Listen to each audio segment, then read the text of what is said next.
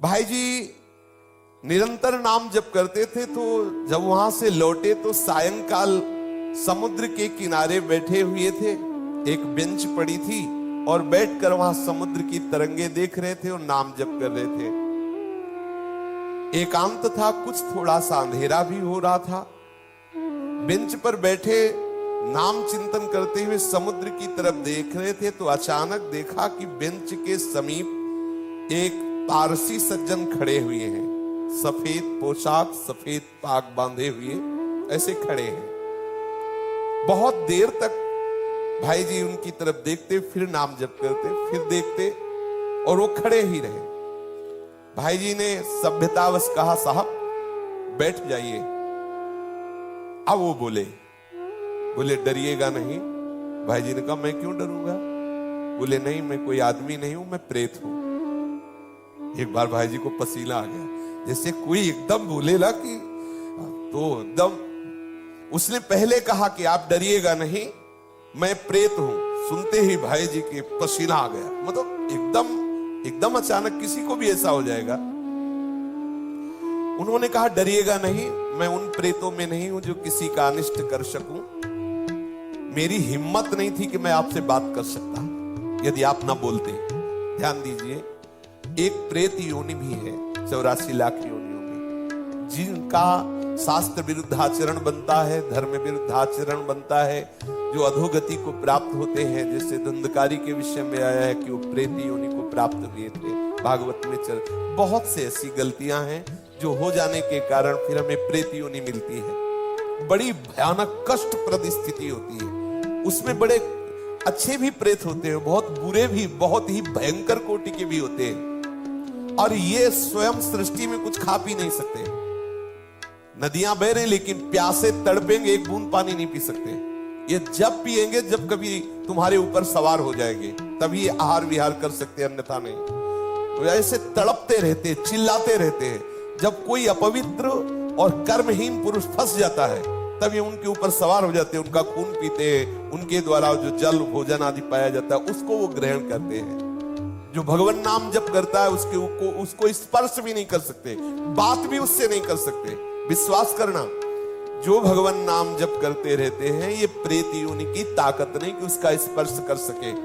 अपना कल्याण करने के लिए बड़े संतों के जीवन में आते हैं। देखा गया पूज्यपाद सिवड़िया बाबा जी के भी जीवन में एक पाया गया कि एक बार वो वृक्ष के नीचे बैठे हुए थे, तो देखा एक प्रेत वृक्ष को हिला रहा है। बाबा की दृष्टि गई, उन्होंने सब साधकों से कहा, सावधान, यहाँ प्रेत आ चुका है। अब तो सब घबरा गए बात सुनते ही। बाबा ने कहा, पर चिंता मत करो, वो सामने नहीं आएगा, किसी को छुएगा नहीं। पर वो बड़ा उपद्रव करने लगा, कभी कुटिया में जाकर के पर्दा हिलाना, ऐसे कई तरह के। बाबा ने कहा, चलो फिर यहाँ से आसन हटा देते हैं, ये करेगा तो कुछ नहीं, पर उपद्रव करता रहेगा। और तो ऐसा कई संतों के जीवन में ऐसी घटनाएं आती हैं, पर वो आपको डिस्टर्ब करने की चेष्टा करेंगे, आपको छू नहीं सकते। तो भाई जी से कहा कि मेरी हिम्मत नहीं थी कि मैं आपसे बोल सकूं, आप बोले तब मेरी हिम्मत हुई, मैं आपसे बात किया। मैं आपसे सहायता मांगने आया हूं, मेरा उद्धार कर दो। भाई जी थोड़ा हिम्मत किए। जब वो बोला, आपसे सहायता करने आया, आपका मैं अनिष्ट नहीं करूंगा, मुझ में ऐसी ताकत नहीं है कि मैं यहां किसी से भी बोल सकूं। जब तक कोई मुझे बुलाएगा नहीं तब तक मैं बोलूंगा नहीं। देखो ये सूक्ष्मता की बात। जैसे कोई खड़ा है, ए कौन हो, सुनो हमसे बात करो, अब वो बात करेगा। अगर आप ऐसा ना बोले तो इसीलिए बोलने की जरूरत क्या है। जैसे आप गंगा किनारे भ्रमण कर रहे हैं या कहीं कोई ऐसा दृश्य दिखाई देता, नेत्र नीचे कीजिए, चले जाइए। आपको अगर शंका है, कोई खड़ा है क्या, क्यों शंका करो, चलो चुपचाप आगे बढ़ो। ए कौन है, सुनो बात करो हमसे, तो फिर बात कर लेगा तुमसे। वो कह रहे हैं, वो प्रेत बोला, हम लोगों के लिए आदेश पूरी सृष्टि में मैं किसी को अपनी तरफ से नहीं छेड़ सकता जब तक कोई हमें न छेड़े।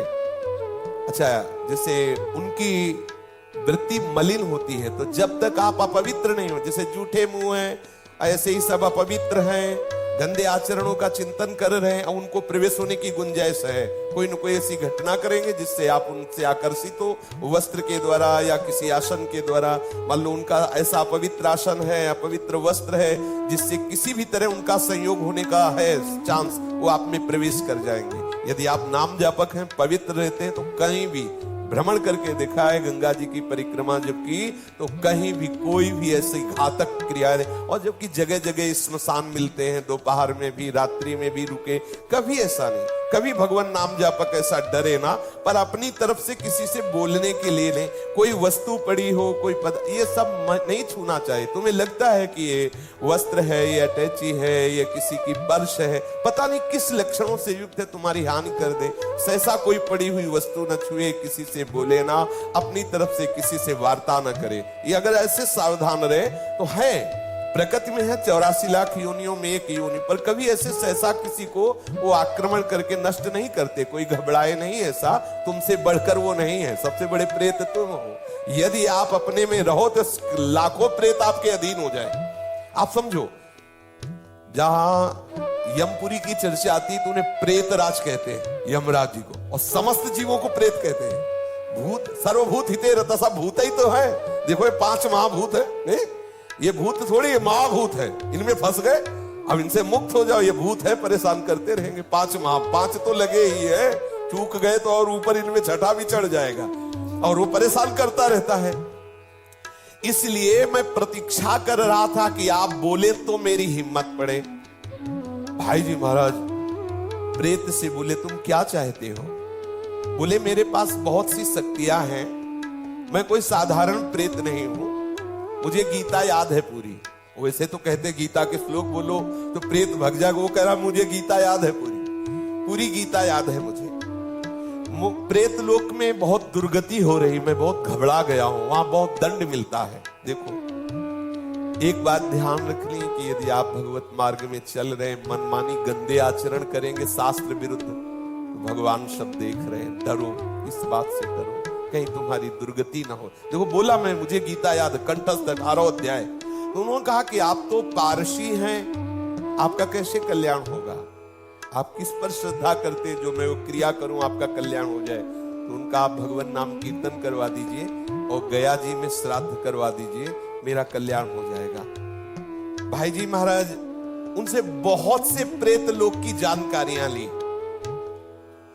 जीवन में कौन कैसे आचरण करता है, फिर मरता है तो कहां किस प्रेत योनि को प्राप्त होता है, उसने बहुत से परिचय बताए। बहुत से उन व्यक्तियों के नाम बताए जो भाई जी के परिचय के थे, मरे वो भूत बने, उनके भी बताए कि वो वहां अमुक अमुक गति को प्राप्त है। और बताया कि कुछ ऐसे भयंकर प्रेत होते हैं जिनको मतलब बस में करना बहुत कठिन होता है। अत्याचारी लोग जो भयंकर प्रकृति वाले, वो जब मरते हैं तो बहुत। अब जैसे कोई सतोगुणी है, थोड़ा साधन भजन शास्त्र स्वाध्याय करता है, लेकिन कोई भयंकर अपराध बन गया, गलती बन गई, तो ऐसी दुर्गति हो जाती है। जैसे विजय कृष्ण गोस्वामी जी के चरित्र में आता है कि वो परिक्रमा दे रहे थे, तो देखा वृंदावन में कुछ भक्तजन भंडारा कर रहे थे, तो उनको बुलाया विजय कृष्ण जी को कि आइए आप भी प्रसाद ले लीजिए। तो वो भक्तों का समुदाय है, 3 बजे सुबह परिक्रमा कर रहे थे, तो उन्होंने प्रसाद लिया, अपनी कुटिया में रख दिया। दिनचर्या करके जब उधर देखा तो उसमें सब गंदे पदार्थ, अभक्ष्य पदार्थ। उनका ऐसा कैसे हो सकता है कि भक्त लोग इतने सब निकृष्ट पदार्थ और सब मल की तरह दुर्गंध आए। दूसरे दिन फिर परिक्रमा की तो फिर वो समुदाय दिखाई दिया। तो उन्होंने कहा कि आप लोग कौन हो, ऐसे अभक्ष्य पदार्थ, ऐसे गंदे पदार्थ? तो बोले हम सब प्रेत हैं। यही वृंदावन की बात। बोले आप कैसे प्रेत बन गए? तब उन्होंने अपनी अपनी घटनाएं बताई। जैसे एक बताया कि श्री ठाकुर जी के लिए जो अमनिया आता है उसको हम बिना ठाकुर जी को अर्पित किए अपने प्रयोग में ले लिए, इसलिए हमारी गति बिगड़ गई। ध्यान देना है, जैसे जो भी वस्तु मान लो मंदिर आदि में है जो प्रभु के लिए आती है, सबसे पहले प्रभु को अर्पित हो। यदि आप वस्तु आई और अपने घर ले गए, अपने प्रयोग में किए, वो अपराध है। जिनके ले आई उनको अर्पित करो, आप प्रसाद भुगता बनो, अमनिया नहीं। कोई भी पदार्थ वैष्णव को अमनिया सेवन नहीं करना चाहिए। ऐसा नंदगांव के एक पुजारी की भी बात है। कई ऐसे दृश्य आते, इसलिए बहुत सावधान। जैसे एक प्रसंग हमने संतों से सुना कि किसी संत को संत सेवा के लिए कुछ अर्थ मिला और उनके भाई आए, उन्होंने कहा कि घर में बहुत समस्या है, अगर अर्थ मिल जाता तो हम कुछ दिनों बाद वापस कर देते। तो लाखों की उसमें संख्या में उन्होंने अर्थ अपने घर वालों को दिया।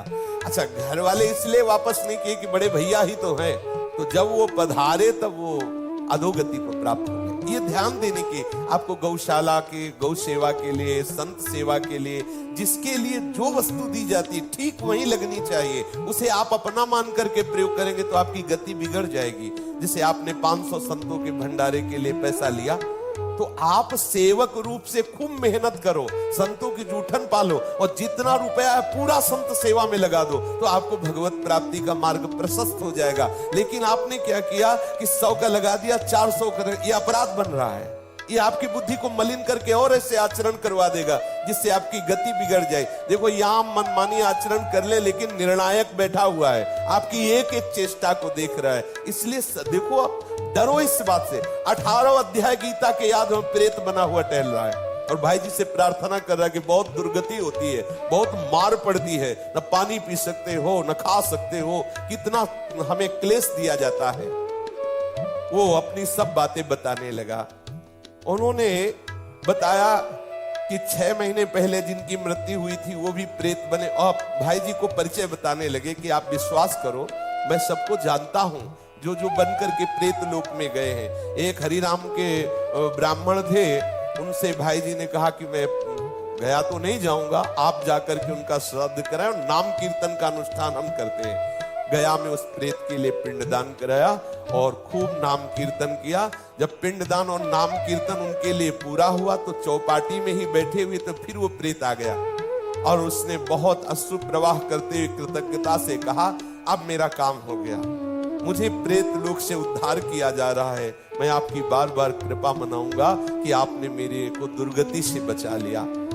मैंने प्रेत लोक की स्थिति, वहां के कौन कौन से जीव गए हैं, क्या क्या उनको दंड मिलता है, ये सब बहुत विस्तार से बातें की भाई जी कह रहे हैं। और किसी किसी को लेकर के हमने उनसे बात की तो उन्होंने बताया कि नरकों का दंड है, मतलब यहां देखने को नहीं मिलता, ऐसे भयंकर कष्ट प्रेतों योनि में मिलते हैं। कोई नरक को झूठा न माने, परम सत्य है, ये सब मैं भोग रहा हूं। उस प्रेत ने बताया ये नरक सत्य है, एक एक सत्य है, पाप करने वालों को बहुत दुर्गति होती है।